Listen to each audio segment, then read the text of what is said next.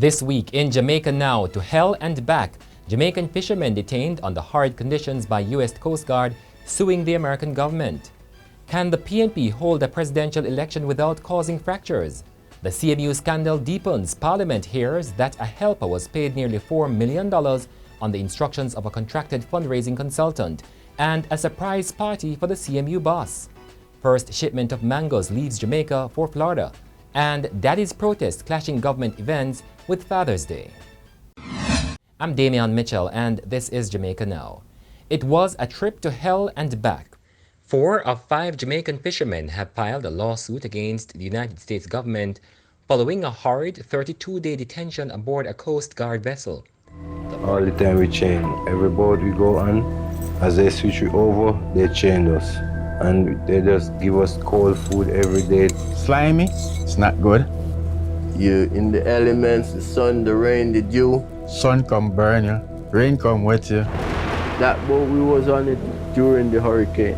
Clothes wet, the bed stuff they give us get wet. It was hard, man. It was hard, you know. Yeah, it was hard, you know. We know that we're in the hand of the U.S. government, and this is the way they treat us, you know.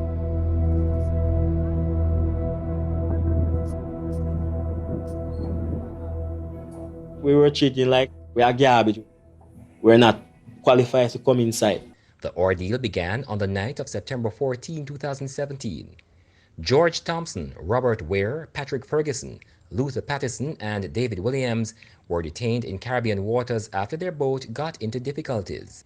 In the lawsuit filed on Wednesday by the American Civil Liberties Union ACLU, the men, except Thompson, who is not a party, claimed they were captured by members of the U.S. Coast Guard and stripped naked. The men were given paper-thin white overalls and disposable slippers to wear, and subsequently chained by their ankles to metal cables. The People's National Party is taking early measures to prevent fractures in the party with the impending presidential elections. Manchester Central Member of Parliament Peter Bunting will be challenging incumbent Dr. Peter Phillips. Phillips has said that the challenge demonstrates that the democracy is vibrant in the People's National Party. But Westmoreland Central MP Dwayne Vaz says the challenge is a recipe for division. In the meantime, Bunting says he has made it clear that respect and love must be key to his campaign. The scandal at the Caribbean Maritime University, the CMU, deepened this week with Parliament's Public Administration and Appropriations Committee learning that the Education Ministry organized a surprise birthday party for President Dr. Fritz Pinnock. The committee also heard that the helper of former Education Minister Reid was paid almost $4 million on the instructions of a fundraising consultant contracted to the CMU. At the previous sitting, CMU President Dr. Fritz Pinnock had said Gail Campbell-Dunwell was only paid reimbursements based on her contract. But at the committee meeting this week, Pinnock said Campbell-Dunwell was on a 2-year $20 million Jamaican dollar contract. By the end of the first year, she pocketed a shade under $15 million, or 3/4 of the total contract value.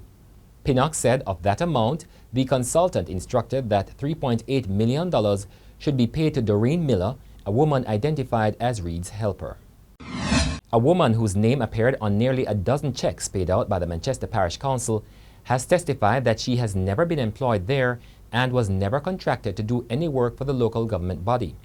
The woman, whose name is being withheld, was giving evidence in the Manchester Parish Court during the trial of 3 former officials of the corporation.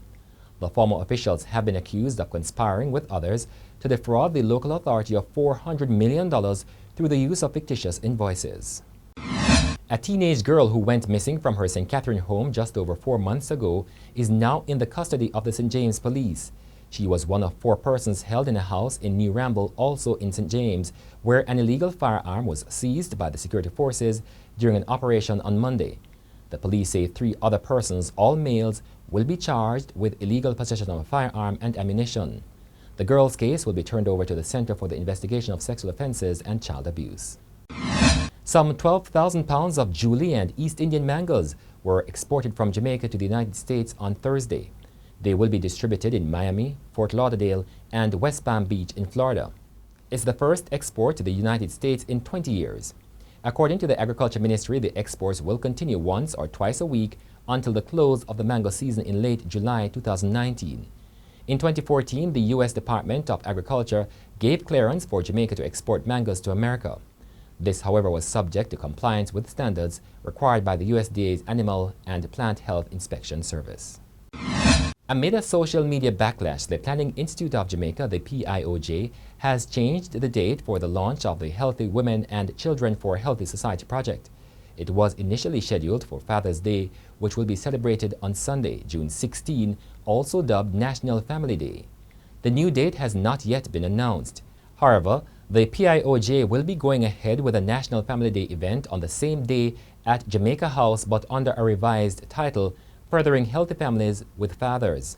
Reverend Jason Downer and Reverend Courtney Morrison had taken to social media demanding that Father's Day be left alone. We have been treated less than. Yes, and I I agree believe with I'm you. a good father. So why would we put something else on the day to even devaluate more? Dilute for it. our No, fathers? that is the problem, Courtney. And so we have engaged them and tell them we're not going to take it. We're not going to take it. Leave Father's Day for fathers. Of course. And guess what? They need to understand that we appreciate our women. Oh, We yes, support we our do. women on Mother's Day, International Women's Day, and Ida Bar, International Day for the Elimination of Violence Against Women. We support them. But Courtney, Father's Day, we turn that Family Day, and on top of it, launch this women's initiative. We can't have it. And that's it for this edition of Jamaica Now, your weekly review of the big news stories. Send us your comments at onlinefeedback@gleanerjm.com. You may tune in to Power 106 FM for regular updates. Follow us on Twitter and Instagram at Jamaica Gleaner and on Facebook at Gleaner Jamaica. I'm Damian Mitchell, and before we go, more from the Jamaican fishermen detailing the conditions under which they were held aboard a U.S. Coast Guard vessel. It was dramatizing, you know. Sometimes you could remember it. It comes back to your mind, you know, like the treatment, what you go through. Everything was right. It come like I just lose my mind completely. It make me feel like sometime I will jump overboard too. Enough time I think about jumping overseas and just forget about life, but sometimes I think back on my kids them. I just try to stay strong to see them again, you know. We didn't get a phone call until 1 month, 4 days, until they take us to Miami, take us to the FDC. I called home and I tried to get to my baby mama. I didn't get to her. I tried to get to my brother and I didn't get to him. And I get to my cousin and she answered the phone and she said, "Oh God, thank God you're alive." You ever been somewhere after a storm? And when you look, the whole place strange, your place trashed. Yeah, that's how I come home. I gotta start all over, pick my life up, you know, fix the pieces. Come back to Jamaica, we don't have nothing. I lose everything. I lose my boat. I lose my fishing gears. I have to try to start all over. And it's rough.